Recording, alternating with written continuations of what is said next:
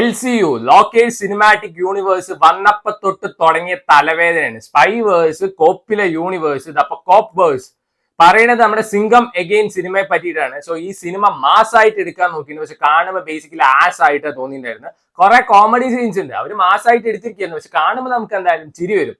So cinema തുടങ്ങുന്ന സമയത്ത് നമ്മുടെ അജയ് ദേവ്ഗൺ മാസ് കാണിക്കാൻ വേണ്ടി ഒരു 5-10 സ്ലോ മോഷൻ സീൻസ് ഒക്കെ കൊണ്ടുവന്ന് വെച്ചിട്ടുണ്ട്. അത് കഴിഞ്ഞിട്ട് ഇങ്ങേർക്ക് ഒന്നും കൂടി മാസ് കാണിക്കില്ല. അപ്പൊ സ്ഥിരം തല്ലുകൊള്ളിയായ നമ്മുടെ ജക്കി ഷറോഫിനെ കൊണ്ടുവന്നിട്ടുണ്ട്. ബടാ വില്ലനാണ് കേട്ടോ, ഇങ്ങനെ തല്ലും മേടിച്ചിട്ട് പോകുന്നുണ്ട്. പണ്ടൊക്കെ അയാളെ കാണുമ്പോൾ നമുക്കൊരു വില്ലനെ പോലെയൊക്കെ തോന്നിയിട്ടുണ്ടായിരുന്നു. ഇപ്പൊ ശരിക്കും ഒരു കോമഡി പീസാണ്. ആണോ നമുക്ക് വല്ല തക്കാളിയും കൊണ്ടുള്ള ഓംലെറ്റോ കൈപ്പയ്ക്കും കൊണ്ടുള്ള ചിക്കൻ കറിയൊക്കെ ഉണ്ടാക്കിയിട്ടിരുന്നാൽ പോരെ.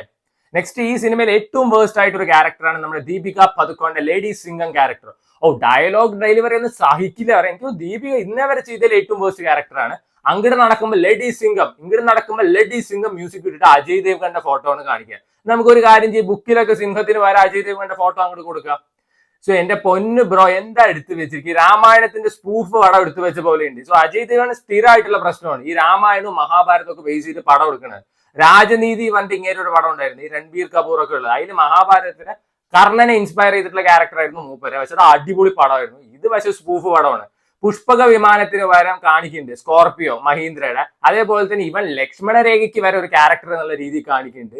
ജഡായുവിന് പകരം ഒരാള്, അതേപോലെ തന്നെ ഗരുഡന് പകരം നമ്മുടെ സൂര്യവംശി അക്ഷയ് കുമാർ, ലക്ഷ്മണൻ, ഹനുമാൻ എല്ലാവരും ഉണ്ട് ഈ പടത്തിൽ. സോ കരീന കപൂറിന്റെ ക്യാരക്ടറാണ് സീത വേസ്റ്റ് ക്യാരക്ടറാണ്. സോ അത് കണ്ടിട്ട് മകൻ തന്നെ പറയണം, അമ്മ കുറച്ച് ഓവർ ആക്ടിങ് കുറയ്ക്കുന്നു. ഇതന്നെ കാണുന്ന ആൾക്കാർക്കും പറയാനുള്ളൂ.